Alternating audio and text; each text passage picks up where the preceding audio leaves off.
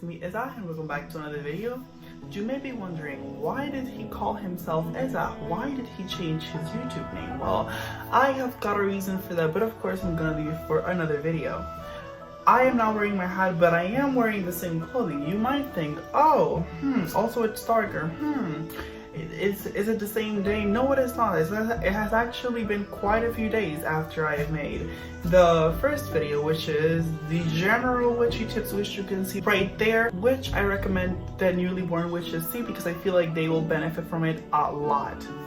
Or, you know, any witch in general. Like I said, I'm gonna make a video about, you know, kind of talking about the reason why I changed my name and so on forth, kind of what I hope comes from that decision. Before we get to the actual tips, I'm going to give a little disclaimer, pretty much, you know, telling you guys, you know, my fellow witches, that, you know, everybody practices their own thing differently because no practice is the same unless they are traditional witch. In that case, they may be the same or actually quite similar, but I don't believe that they're all exactly the same to the core.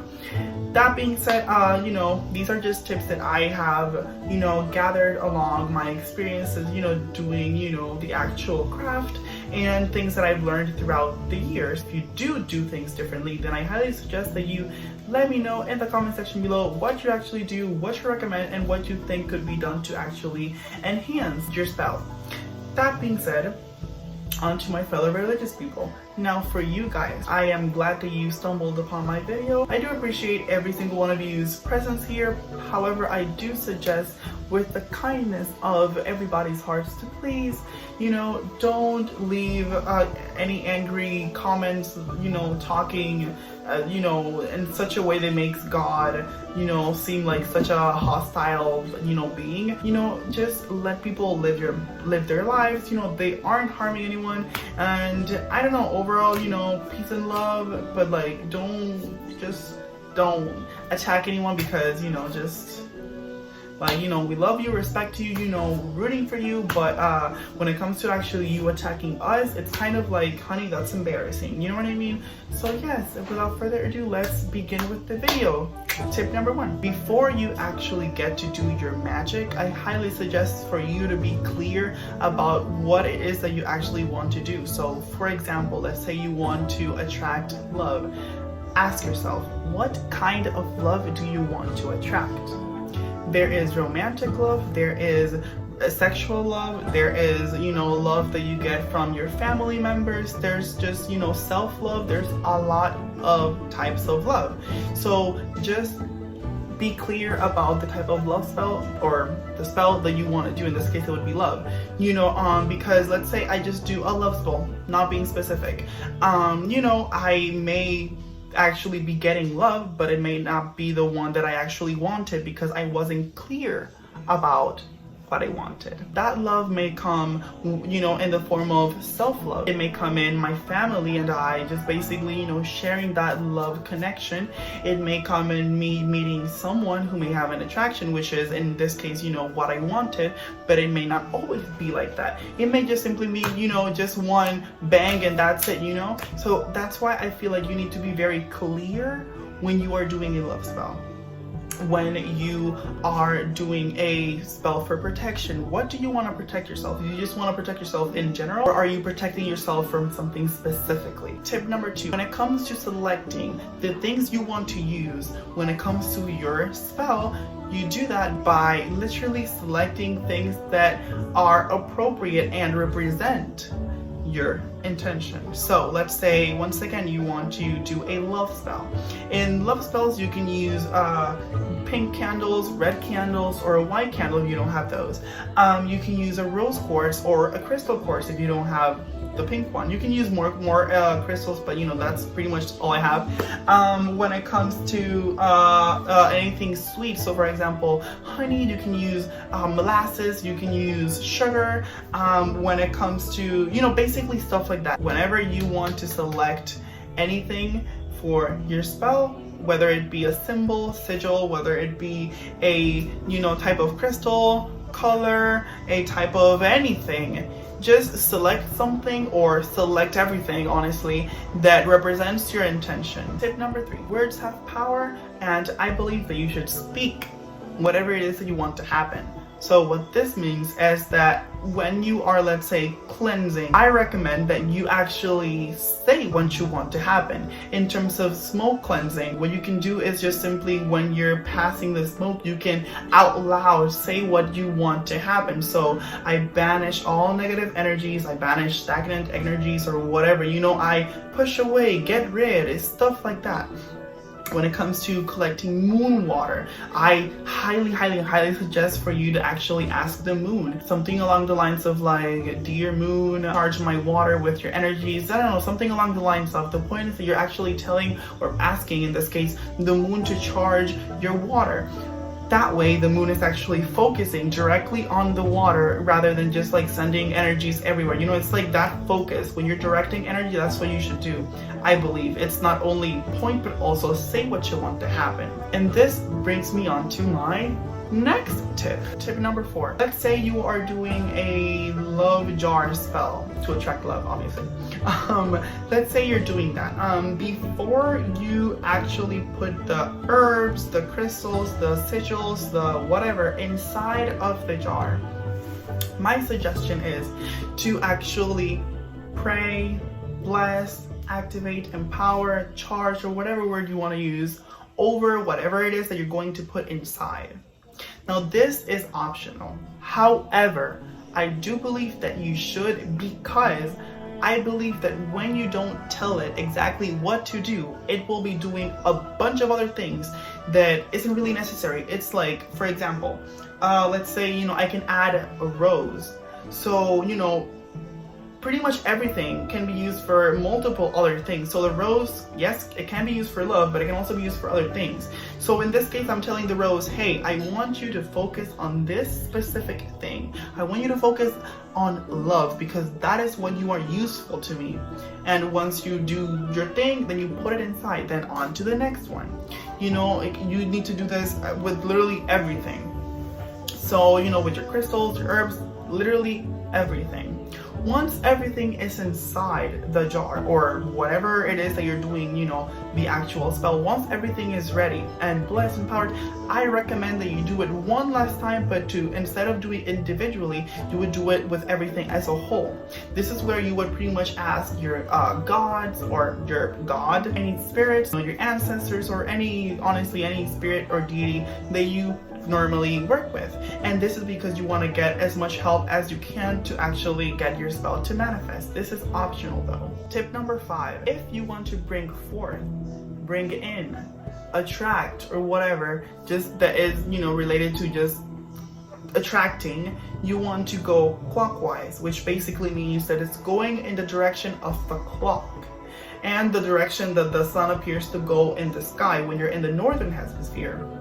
Aside from going clockwise, which is also called dazzle, which if I'm mispronouncing, highly correct me down below, because I swear I've tried, that's just how it just comes out and I feel like I'm saying it wrong, but yes, anyways, clockwise to bring in, to attract. And also you would fold towards you. Folding towards you and doing things clockwise means to attract. You want to call in something. When you want to banish, push away, get rid of something, you would do the opposite, which is basically counterclockwise, which is, again, you know, it would be the opposite of the direction the clock goes. Instead of folding in, you would fold away from you. So in short, to attract, it would be clockwise and folding in. To rid yourself of something, push away, it would be to fold away from you and counterclockwise.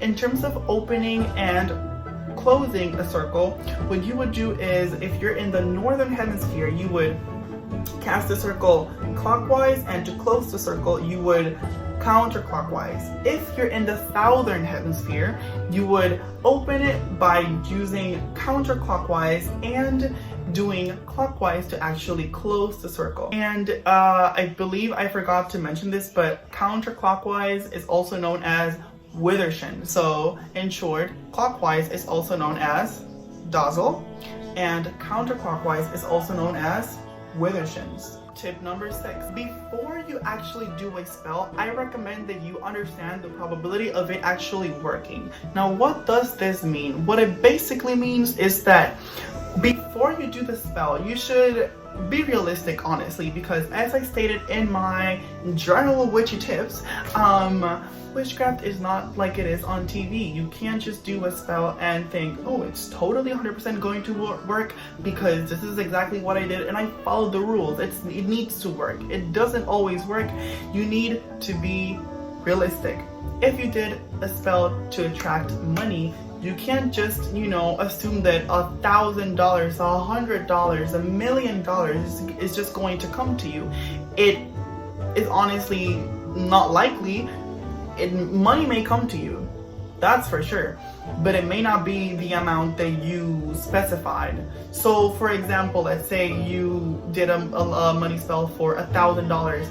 Honestly, the odds of you getting $1,000 are little to none, and what you may end up getting actually is a job, because it is another method of you actually gaining money. So basically that's what I'm trying to say. Magic, it works, but it doesn't always work the way that you want it to work. In terms of money spells, I recommend people to be specific about what they want, because if they aren't, they may get something else. So, instead of actually trying to get $1,000, because of a love spell that you actually paid like 50 or $100 to someone to do, or you did it yourself, why not just simply do a spell to get a job? That way, honestly, you're more secure to actually get it, and you have a high probability of it actually working than actually you walking and finding $1,000 on the ground or something. Money spells also work in the most odds of ways, because instead of you either getting a job or simply I don't know, just someone handing you the money or whatever, you may actually get an email. You may actually get someone giving you a gift worth that amount of money that you wanted. In that case, you would probably have to sell it, and that's kind of sad, but I mean, that's on you. I'm being realistic. But yeah, you also need to be very smart. Yes, you did a money spell, but should you really spend $500, $20, $50 because a chainmail said that you should do it in return of you actually getting more money? What if it's fake? So basically what I'm trying to say is, if you do a money spell and you actually get a chain letter or something of that sort telling you that if you send them money and you will receive way more, you need to be very smart about it. You may get it, but it's not entirely, secure. So you need to be very smart about it. That being said, I'm going to now give you an example when it comes to love spells. You cannot just assume that because you did a love spell, you're going to make Zac Efron, Justin Bieber, Brad Pitt, or whomever along the lines of, being a celebrity. You cannot just assume that they're just suddenly going to fall in love with you, because it is not likely, because not only do they most likely not know you, but also it's you need to understand, it is not likely. Is it within the sphere, range, or whatever of probability?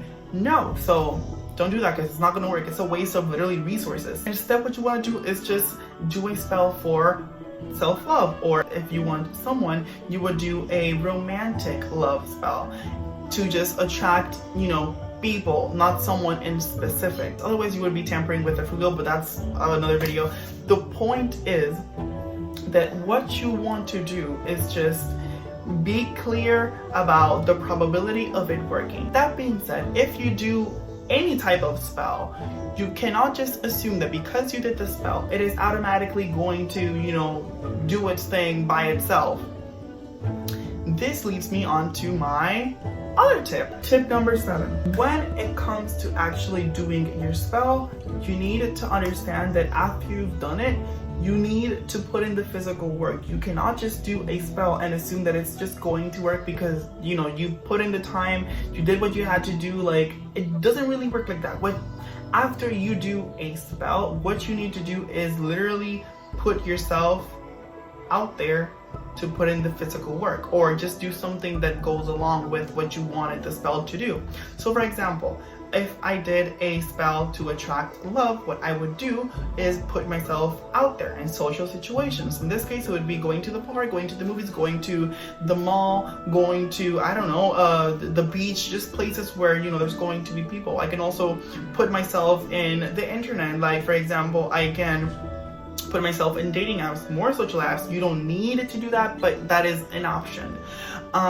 You can also incorporate many other things, you know, going out with your friends and so on and so forth. But the point is, you need to put in the physical work. When it comes to actually money spells, instead of doing spells that are about getting money, like in just random situations, like, oh, I want $1,000, instead of doing spells like that, what I believe you should do is just do spells that are about getting a new job, to open doors so that you are able to actually get the job, you know what I mean, or a job, you know what I mean. So yeah, it's all about, after you've done the spell, to put in the physical work. Tip number 8, something really important that newly born witches should understand is that not every spell is going to manifest within the same speed.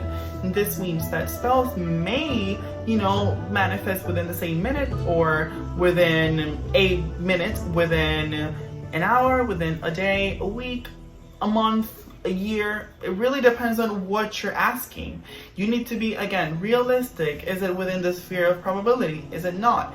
If it is, and you think it's something that, you know, may take time, because some spells do take time, but it's for a reason. Sometimes the spell is working, but like on a micro level, rather than going in directly to actually bring you the thing. Because again, as I stated in my general witch tips, magic is not like it is on TV. So sometimes spells take time because it needs to, you know, do a few things on a micro level rather than just going directly into it. Now, that being said, if a spell actually doesn't work, I recommend that you actually either do it again or do another spell. If you do it again, it would be, you know, trying to make basically like perfect it. So you would perfect a spell by simply, you know, doing the same spell, but rather than exactly the same, you would take out herbs and add new ones, or just change the wording of your chant or your incantation. You could use more things. If you didn't use candles, you could use some. If you didn't use a petition, this time you can use one, and so on and so forth. The point is, I recommend that if a spell doesn't work, or you feel like it didn't work, or it didn't do its thing, maybe try another one. But now, when do you know when you should do it again or do another one? I recommend that if it doesn't work after the first week or the second, to do it. To me, spells are all about experimentation. And if I don't see results, you know, within the time that I'm expecting it to work, then to me, it's like, okay, usually I don't go in a panic mode. What I would normally do is just get into the mindset of like, okay, something didn't happen. I kind of get into the whole like problem solving situation, where I try to think of like, okay, maybe I did this wrong. I could have done this better. Okay, so like I'm gonna do it again, but I'm gonna try to fix it this time. You know, like again, try to perfect your spell. And after you've perfected it, what you're gonna want to do is actually write everything down so that you don't lose, you know, the spell, honestly. But that's hypocritical of me, because I'm not gonna lie, I do not write down any of my spells. I literally just work with what I've caught, and I just do it in the moment. I don't actually, you know, write everything down. I live in the moment. I don't like to be, you know, like just like writing everything down. No, I work with what I've got, and if I don't got it, if it works, it works. If it doesn't, I'm good with it. I'm gonna try it again. You know what I mean? So the point is, not every spell will manifest within the same time. Some will take longer, some will be really quickly.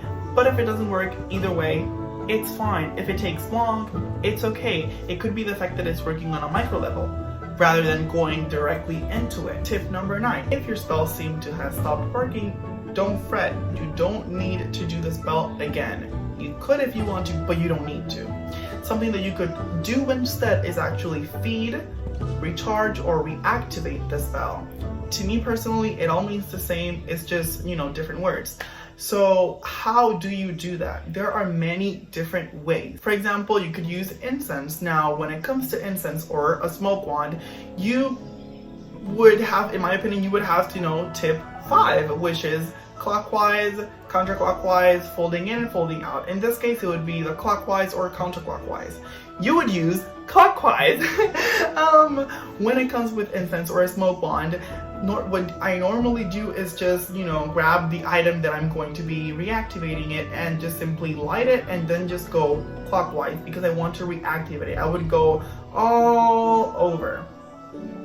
And that's just one way. You could also use moon water. You can literally just dump it in moon water and say a prayer. But of course, you would have to be very careful with water because there are crystals that are honestly perishable, or they basically get really harmed if you put them in water. And obviously you're not going to put paper in water. So if moon water is not an option, that's okay.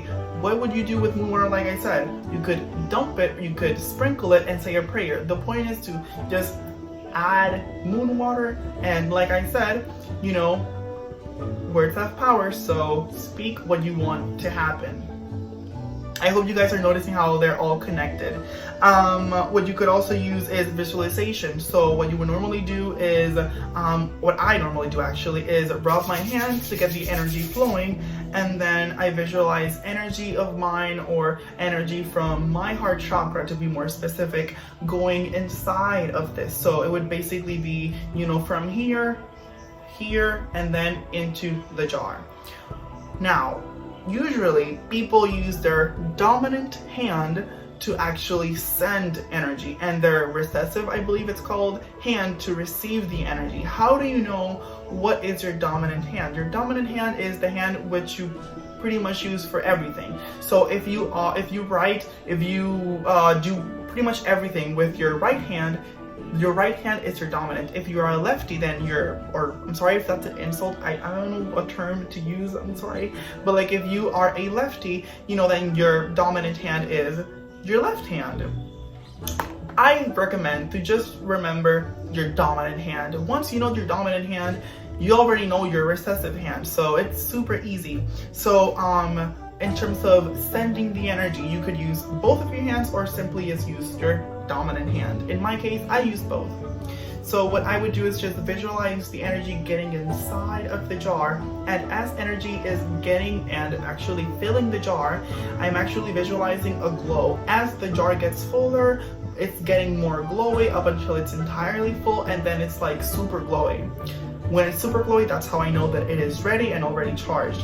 You can also use, you know, light that's coming from the sky, the universe, whatever you want to call it, and then inside of your body and into the jar. You can use a crystal. To juice a crystal, you would actually program it to actually do whatever it is that you want it to do. I will do a video about that later. But yeah, it is super simple. There are many ways on how to feed, activate, or recharge your item. It's just a matter of experimenting. So yeah, I hope you guys have fun with this. And last but certainly not the least, in terms of tip number 10, when you are cleansing and protecting, I recommend that you do it in that specific order. So you would, you know, cleanse, you could purify. It's honestly the same thing. Some people differentiate by using cleansing as in the physical cleaning and purifying as in the spiritual cleaning, but you know, honestly they're just that's pretty much the same thing. Also, some people use cleansing as a very light purifying, and then purifying as a very deep cleansing.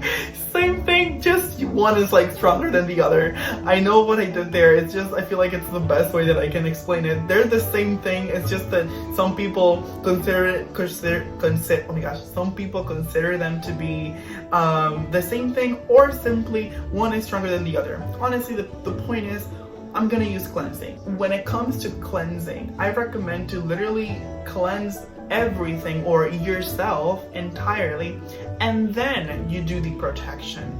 Because to me, when you cleanse, you're actually getting rid of anything that no longer serves you, anything that doesn't serve you, or just things that are just not meant to be there. And then you're protecting yourself to simply not let those things or more things come into your space or into your own bubble.